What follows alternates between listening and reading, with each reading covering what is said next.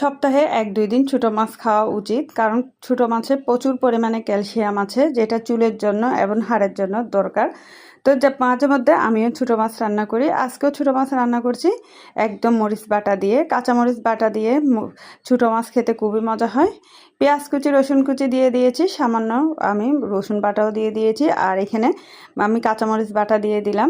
তারপর মরিচের গুঁড়া, হলুদের গুঁড়া আর স্বাদ মতো লবণ দিয়ে দিয়েছি, সামান্য পরিমাণে মাছের মশলাটা দিয়েছি, আর এখানে একটা আলু কেটে দিয়ে দিয়েছি। সামান্য পানি দিয়ে আলুটা কিছুক্ষণ কষিয়ে নিয়েছি।